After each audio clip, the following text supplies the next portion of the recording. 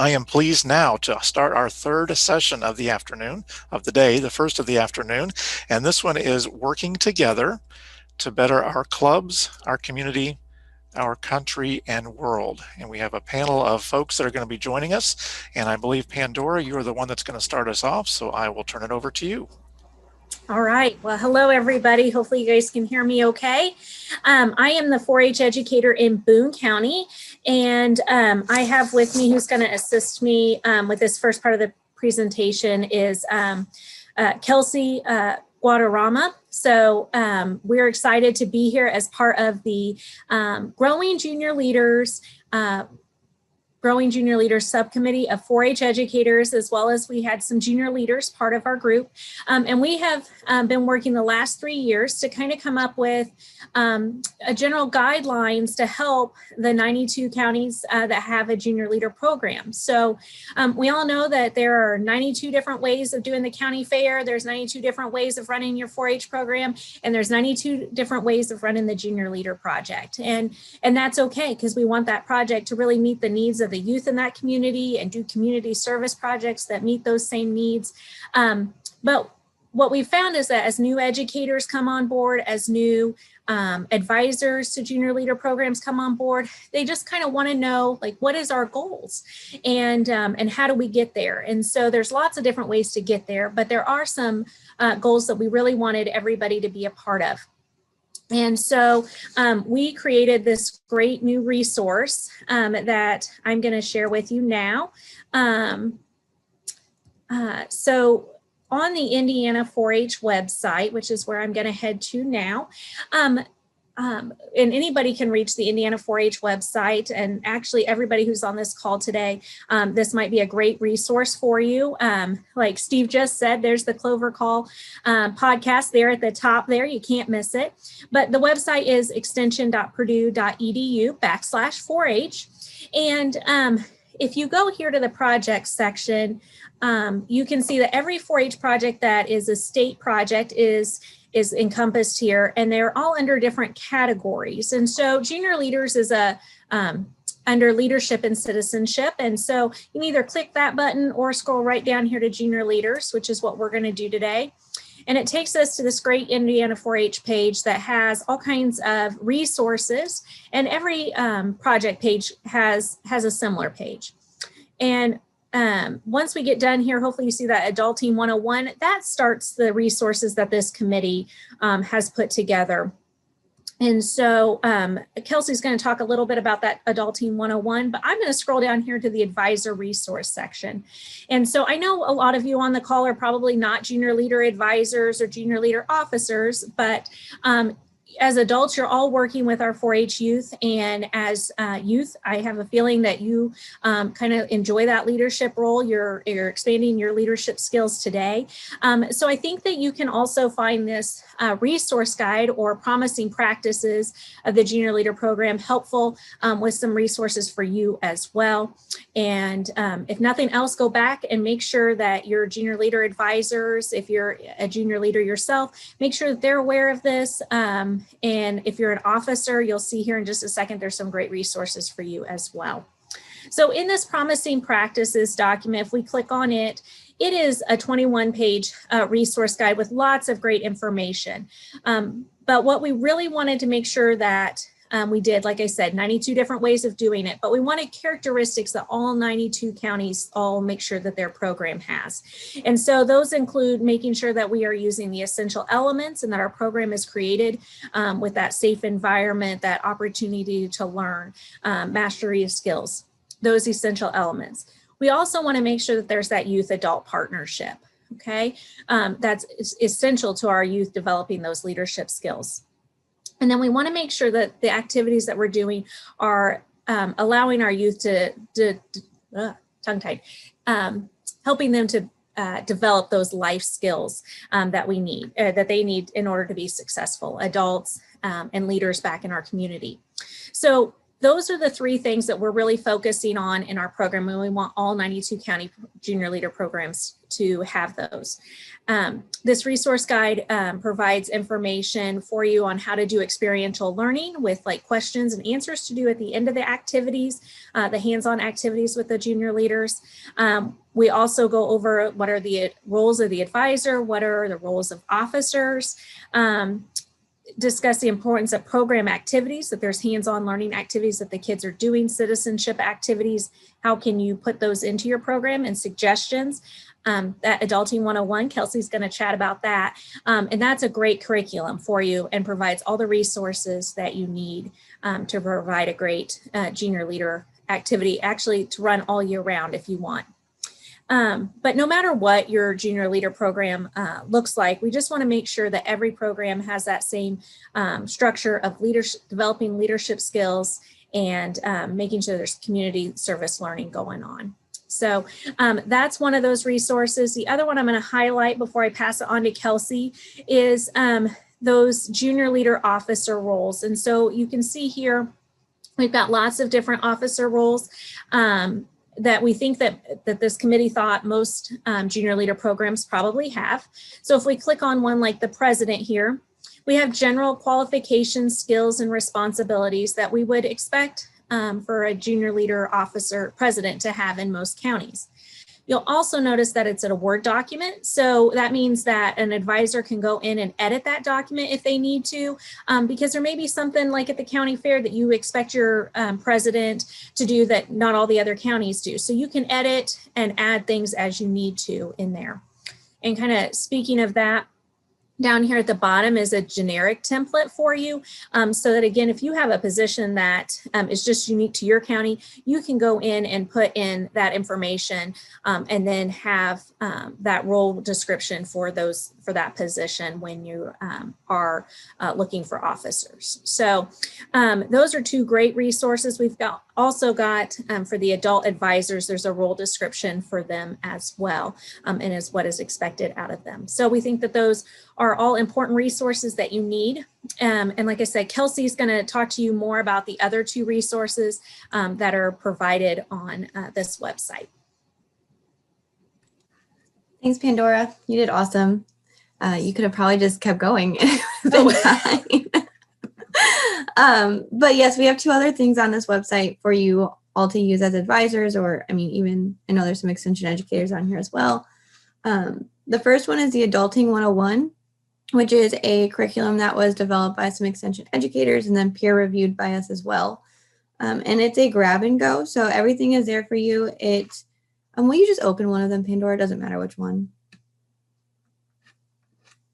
It lays out exactly what you need, how long it might take. So if you only have like 10 minutes, you could adapt this lesson to take 10 minutes. But the idea is it lays everything out for you. So there's no thinking necessarily. You can just grab it and go. It's been asked if you have to do all of the lessons, and no, you don't. Like if there's one that you really, really think your junior leaders need, just use that one. Or if you decide you want to do a Spark Club and have your junior leaders help you, they're there for that as well. So they're really easy to use. Everything, like I said, is laid out for you. And the team did an excellent job coming up with this information. So I think there's 8. There's 8 lessons. There's wheels, deals, and automobiles. And you can see all of those listed on the website. Why credit matters. I know a lot of people just did rock the vote because of the election. So that one's really nice and super relevant right now.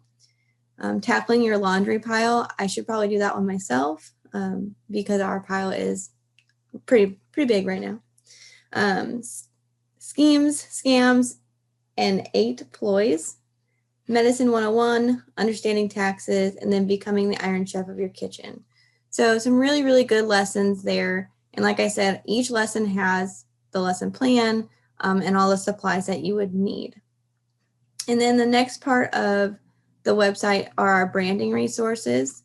So we have a bunch of branding things that you can use for if you have a Facebook page for your junior leaders. There are do's and don'ts. So that first one there, it says how to use the 4-H junior leader brand. It tells you how you can and cannot use the brand. So you have to co-brand with Purdue Extension and not just the junior leader logo. So it tells you exactly what you can and can't do. We still ask that if you're an advisor to get that approved by your extension educator. So if you come up with a t-shirt design, I know I still ask my advisor to get that approved through me, just because our 4-H logo is a federal logo. So I just ask usually that they get it approved first. But we also have some social media posts for you that are ready to go. So there's kind of one right there on this page. And then Pandora is actually using our Zoom backgrounds. We have 4 of those because everyone is using Zoom right now. I tried to get mine to work and it wouldn't come up. So we do have 4 of those to choose from. And then there's also captions for the social media posts. So if you aren't sure what to say, we already have it figured out for you with all of the hashtags. So that's there as well. And then some templates for you to use as like a generic t-shirt design, or if you're going to do name badges for a meeting, and then the refills. So you don't have to think about any of that stuff. It's all there for you. And then if you want to print a notebook, we also have a notebook cover and the little piece that goes into the spine of a notebook. So it's all there, ready to use. We want you to use it. But that is my time to talk. So I am going to pass it over to Brian and Leslie. Thanks, Kelsey and Pandora. Really excited that we've released those resources to everybody, and I hope you take a look at them. Part of the importance of junior leaders is really those youth-adult partnerships, and our program gets a lot stronger with those. So with me today, I actually have a recent grad from Lawrence County 4-H. By the way, I'm Leslie Lodmell. I'm the 4-H educator in Lawrence County. So I've had the joy of working with this young man, Thomas Carroll. He is now a freshman at Purdue Fort Wayne in construction management, and he is a 10-year 4-H member alumni and on the State Junior Leader Council, Conference Council. So I'm really excited to have him with us, and we'll let him take it away. So that is me. Thank you, Leslie. And we're this part of the thing is going to be more of an activity that we can all do together. As you see right now, Leslie is bringing up a little bit of something, but this is for everyone who's online. So everyone who is in person, things have been provided to you. There's probably an area that has numbers on the wall or something along those lines, and that'll be used for this activity. This activity is basically a standing poll, if you've ever heard of it. Basically, where do you stand on youth participation? So what we're going to ask you to do is everyone who is at a site watch party, I guess, place, then you guys are going to all go and do these events individually. And while you're doing those things, everyone who is just joining online can help out on here. Yeah, so those host sites, if you want to go ahead and mute us so that you don't hear us on your end while you're trying to proctor the activity, and then we'll go ahead and get started online. All right. So basically, what's going to happen is you are going to answer the questions, and how we're going to answer questions on here on the Zoom. Everyone who is planning on participating, look up to the top of the screen. You're going to see a little green bar that says you are viewing Leslie Lodmell's screen. Hit the down arrow on View Options and hit Annotate. Now what you're going to do is just grab a stamp. So the stamps are under a little check mark area. You can just grab whichever one you want, and those are going to be how you're answering the questions, where you're going to place your answer. Yes. So Amanda has put a few hearts up there at the top. Exactly. That's exactly right. So that's going to be how you basically answer the questions.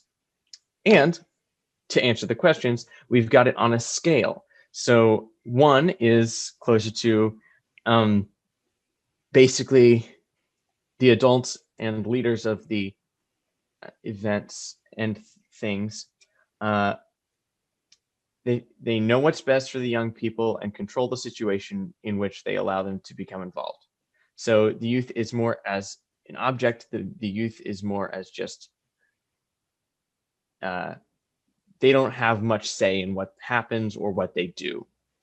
But on the other end of the scale, there's number 10, which is adults view people as equals and give them opportunities to share leadership and decision-making roles, youth as partners. So that's what we're going to go through today.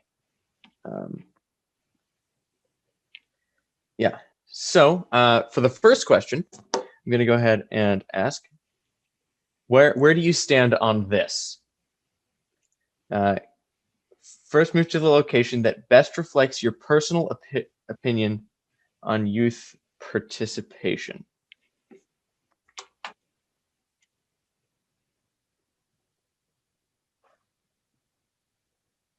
Okay. I see a lot of things up in the higher end from 6 to 10 area, which I think is a great way to put a great area to put things in.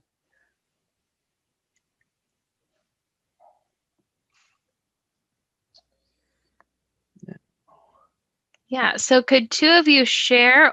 You can either unmute your mic and share with us or drop it in the chat. Why did you pick where you are? I'll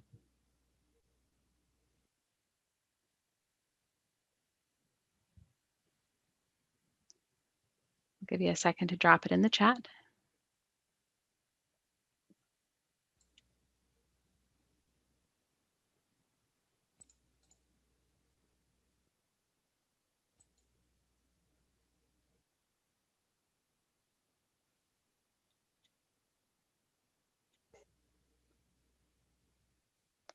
So why did you pick that your personal belief is where you marked it on how youth and adult partnership should work?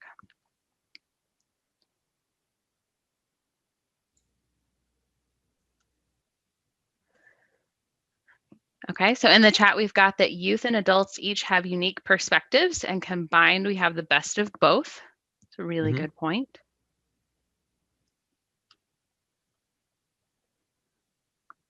Okay, so we'll move on. I'm going to go ahead and clear the drawings here because we're going to do it again. Now I want you to place your stamp on the location that represents your organization's current practices. Where do you think your group, think about your 4-H club or your whole county program, where do you fall right now on how it's actually operating?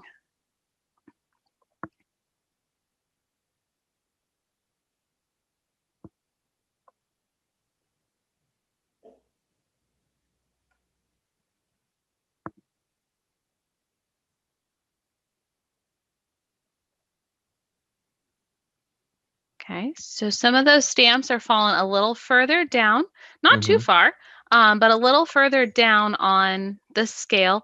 Can you share with me in the chat or unmute why you picked where that is right now?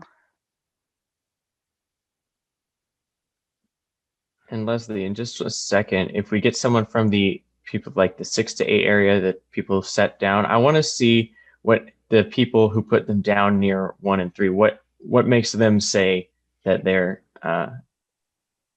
area is like that at the moment. Yeah, good point, Thomas. So in the chat, it says, this group belongs to the 4-H'er and it's their responsibility. They own the group. One end of your comment was that our group allows them to be heard over many traditional clubs. Okay, that's good. Liz says, I have a group of young junior leaders that are still gaining confidence. They're hesitant to share ideas or leadership. Yeah, so there can be a lot of barriers that make it hard to reach your ideal. Susan says there's always room for improvement, transitional period of advisors. Chris says that kids are not showing up at the board meetings. Okay. All right, so I'm going to go ahead and clear it for you, Thomas. Yep. And unless it clears this, we're going to be going on the next question we have. So what represents your organization's goal or ideal practices? What do you think your organization is trying to get to at this time?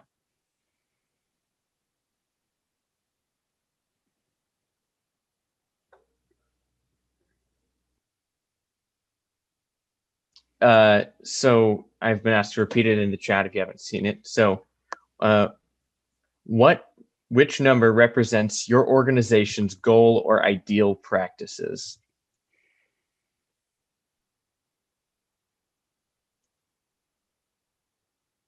And I am seeing a lot up near the 9 and 10 areas again. So does someone want to say why they put their stamp up here?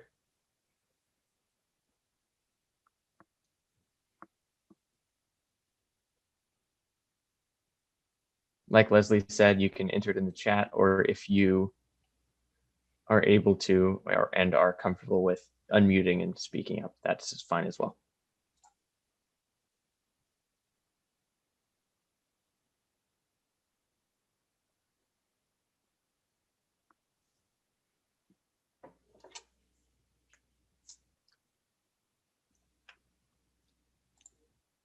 So Susan says that improving leadership skills to share with clubs. So that's one of the goals of our organization.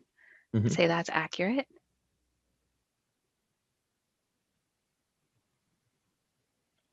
Why else is it a goal for youth to be those partners for our organization? Another message in the chat says allowing young people to be in charge with guidance only when asked proves to be a good combination. Yeah. I've personally experienced that as well as a youth participant. So I can say that that is accurate. Okay. And Kathy said, not all adults are willing to share leadership with youth, and not all youth are prepared or willing to accept this responsibility. So that may be why she didn't pick all the way at 10. Yeah. And Amanda says that it empowers youth to see the impact of their participation. That's absolutely true. Whenever they're actually up there and participating, they can realize the impact that they can have. Mm-hmm. Okay. So I'm going to go ahead and clear that out. And Thomas has a process question for us. Yes. And I'm going to go ahead and change the slide while we're finishing up processing. I'm going to go ahead and change the slide to let everybody else know they can join us back. Yep. So process questions we've got today. What did you notice about where people stood throughout the activity?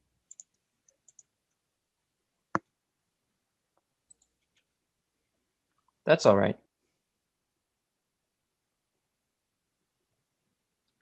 So yeah, once again, enter it in the chat if you can.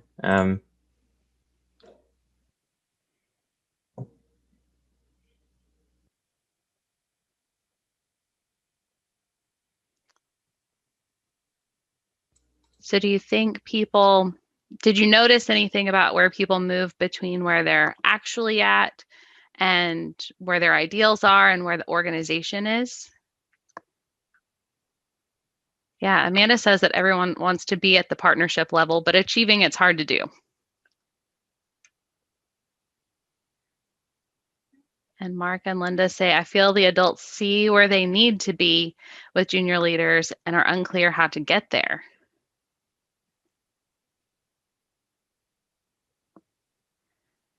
Mm-hmm. Yeah. So you all bring up perfect points. There are lots of barriers to those youth adult partnerships. And in the short time that we have with you today, we're not going to dive into all of them. We've got lots of resources. So reach out to your 4-H educator if you're ever looking for ways to bring that up or bring up your youth adult partnership participation. So now that everybody's coming back, I want to ask everyone, all your host sites, everybody here virtually with us, what are things that you can do to align where your program currently stands to your goal for youth adult partnership? So how can we overcome some of those barriers that exist to strong youth adult partnerships? And for those of you on host sites, you can drop that in the chat or you can unmute yourself and share.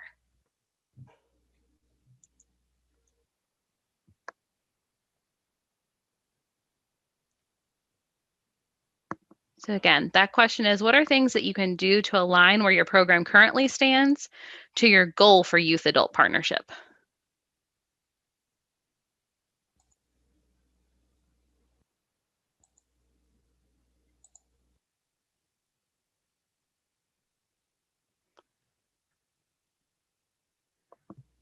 So Boone County shares that youth have really stepped up during COVID with their technology use.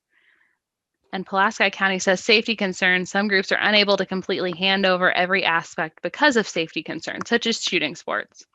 So there are those scenarios that it takes a little more proper training, and we're not saying, hey, you get to just hand over and say, here, youth, tell us what you think. We wish it was that easy, but it takes some training, it takes some encouragement to really get them to feel comfortable and really blossom in that role. Yeah, and along those lines, when those students have learned the safety precautions and learned how to do these things, they are more capable to lead those things in the future. Say a 10-year member who's been in shooting sports for 10 years, they're going to be able to help lead and teach the younger students as well. Yeah, and Hamilton County mentioned that more communication between volunteers and older 4-H members. Absolutely, we can't just expect them to read our minds. And Kathy says to educate both adults and youth to the advantages of the partnership and help move in this direction and in steps. Yeah. And Thomas, do you have any concrete examples of what you have seen of how we can really help strengthen youth adult partnerships, or where we give youth those chance for partnerships?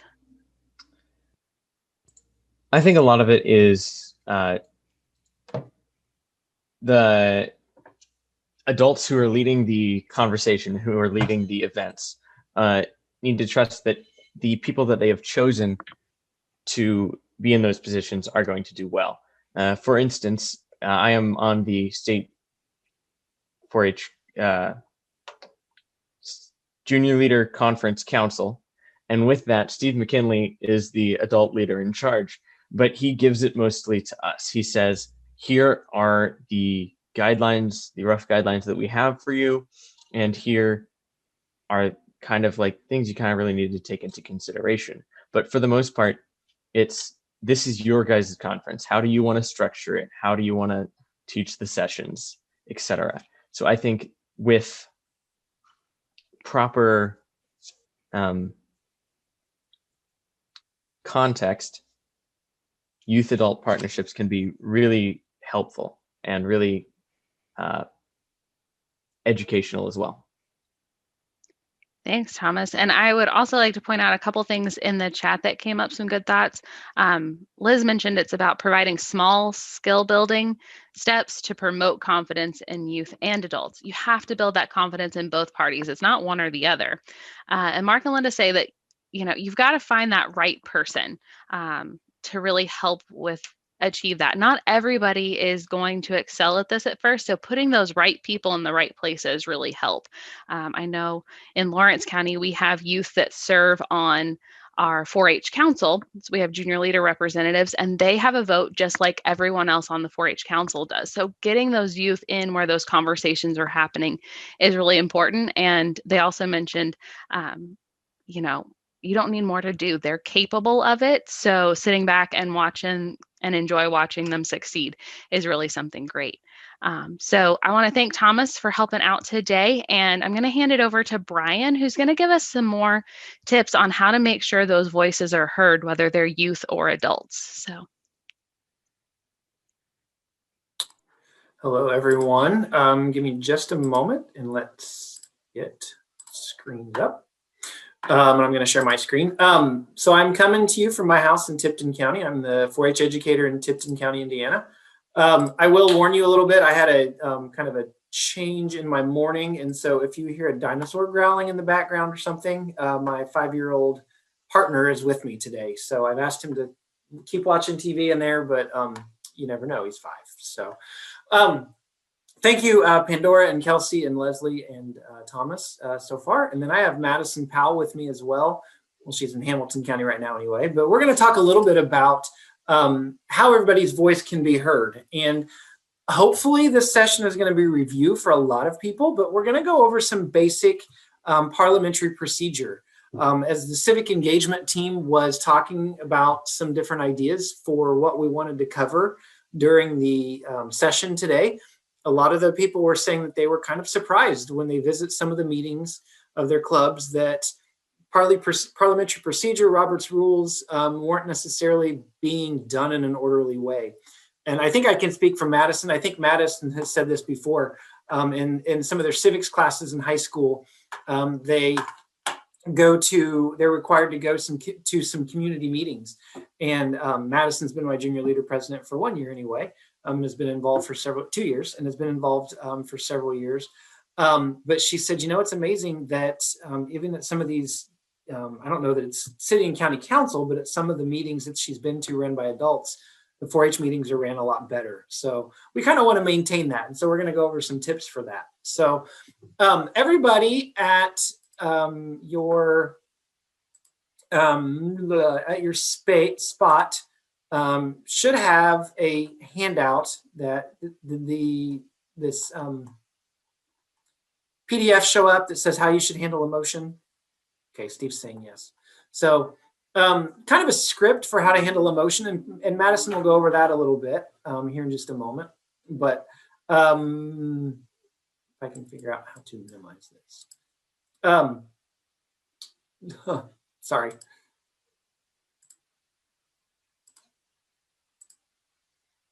Okay. Going back to my, okay. So, but that'll kind of give you a script, and that's actually from a resource that I'm going to show you a little bit later. But as Leslie and Thomas were saying, everybody's voice at our meetings should be heard. There are going to be some decisions that I think adults are going to have to make for some things, but you know, hopefully there's not a group of people at your meetings that are making all the decisions. Maybe it's a clique or a popular crowd or something like that, or maybe you just have an overbearing officer or overbearing group of people. That's not a very effective way for meetings to be ran and for people in the club to feel like they're having a say. So major decisions should be made by the majority of the membership. You know, there's going to be some committees and things like that that are going to maybe meet, and they might come with recommendations, but hopefully there's recommendations that are also voted on by the group.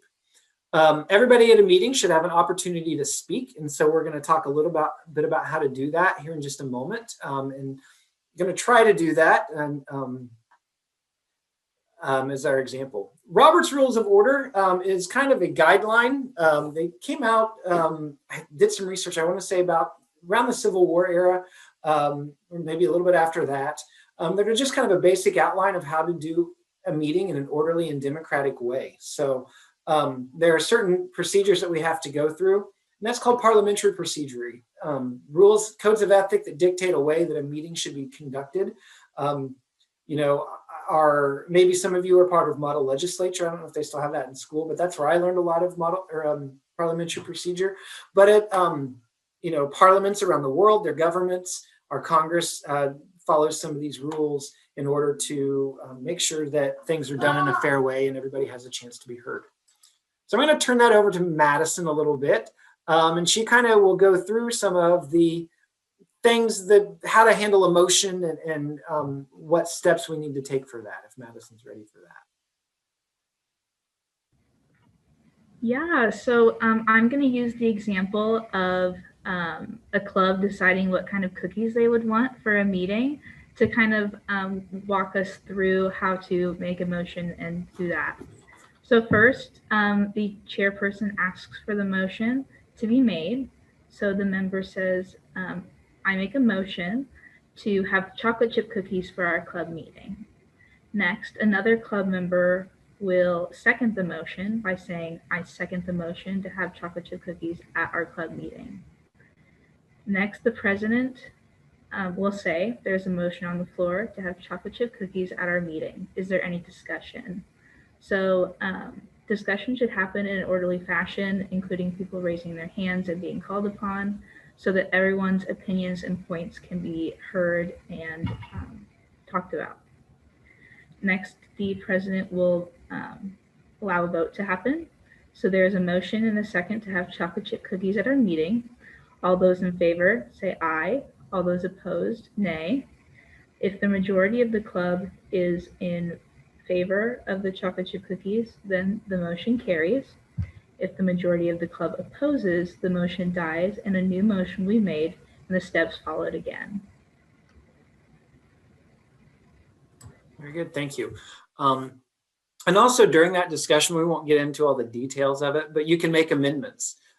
So, you know, you can make an amendment and say, I want chocolate chip cookies, but I want there to have walnuts in it. So you can amend the motion and say, okay, you know, we'd like to amend the motion that's chocolate chip walnut cookies. All of those in favor of that amendment, and then you restate the original motion with that amendment, which gets a little complicated and kind of hard to do here for what we're doing today. I'm going to ask then, we're going to try to do this as a group. We're going to try to do this as a group on our Zoom, and then also those of you at host sites, if you can go ahead and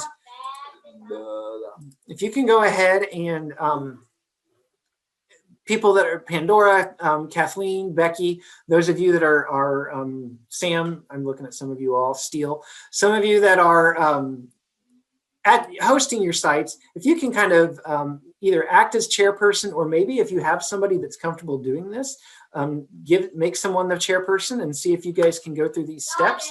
We're going to try to do this, and Madison, I didn't tell you this, but I'm going to ask you to kind of be the chairperson for this on our Zoom call. If those of you at host sites want to mute your speakers here in just a moment, I'm going to start a timer for about 4 minutes. And at your site, if you guys can come up with a motion and kind of carry that through, maybe it's something like that discussion of how to what you're going to make your club dues that year. That's one that I always use with first year 4-H club and try to teach them this process. So I'll start the timer for about 4 minutes. And then when that's over, when those of you at your host site see that it's coming down, go ahead and turn your speakers back on and we'll kind of wrap that up, okay? So I'll start that now. Those of you that are on the Zoom call, if you can, it'll be kind of hard because we can only see so many people, but if you can go ahead and turn on your microphones, and I'll ask Madison if we want to kind of get started with leading a discussion and leading a motion on what our dues are going to be. Okay, so do we have a motion to decide what our dues will be?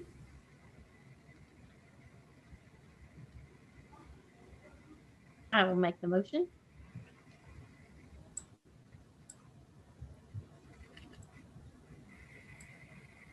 Who is that? Who's going to make the motion? Sarah, I'll make the motion to decide what the dues are going to be. Okay. So what you're going to do there is you're going to say what that motion is. I make a motion that dues are whatever number value you want them to be. $15. Okay, do we have a second? I second the motion that the dues will be $15. Awesome. Okay, is there any discussion?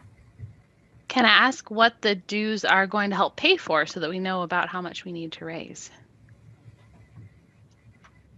Very legitimate question. Of course, this is just an example, but this is where we could talk about, you know, well, this is going to help us with, you know, it will help us with some of our fundraiser efforts, or you know, we're going to be planning on going on these trips throughout the year, and maybe that will help cover some of that kind of stuff. So yeah, that is where people would be able to chime in and talk about what their dues would be used for. $15 is really high for a family that's more than one kid in the club. I think that's a little too high. Okay. Yeah, and going off of that, somebody in the chat also said, is there a discount for families? So that is a concern. What is the proper way to make an amendment to a motion? So the proper way to make an amendment to a motion is someone would raise their hand and say, I make a motion to amend the original motion so that dues are, instead of $15, $5. And then you'll have discussion about that. So then Madison would then take or somebody would call the question. Madison would then restate the amendment, where it says that dues will be $5 instead of $15. You'll vote on that, and then you can have discussion again.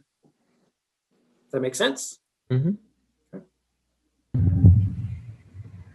So do we have or you can just, have that $15, have that motion fail, and then turn right around and someone else make a second motion that the dues will be $5 or $7 instead of $15. Or this is also, where you can make the amendment where it's $15 for the first person and then $5 for every other family member or something to that effect. So yeah, lots of different scenarios. It's kind of hard to cover all of those in this type of background, but hopefully the resources we've given will kind of help carry some of that through. So Madison, do you want to call the question, I guess? The question, if we have any amendments or vote? Why don't we go with the $15 club fees? Okay, so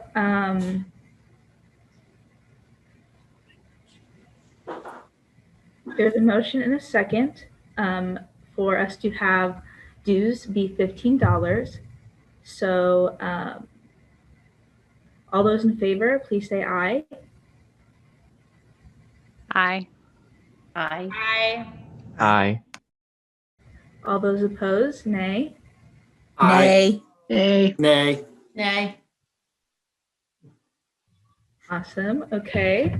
So I heard more nays than ayes. So the motion dies. And then we would follow again by doing these same steps with another motion in order to find what our dues would be. Yep. Very good. All right. Thank you, Madison. Thank you for those of you that participated in that. Hopefully the host sites have rejoined us. Hopefully the host sites have rejoined us as we kind of wrap things up. That can become, again, very complicated. We're having some discussion on our Zoom call where we talked about how to make an amendment and things. Thomas asked a great question about how we do that. Some tips. If you're doing this on Zoom, we're all becoming adept at Zoom meetings. There's a nice little thing on there where you can, I'm learning about annotate, quite honestly. So thank you, Leslie, for that. Or maybe you can, if you have a screen up there and you can have people flash, you can also do the reaction and do that. You can use the chat where maybe the person that is set up the meeting, you can make it so they can chat just with you.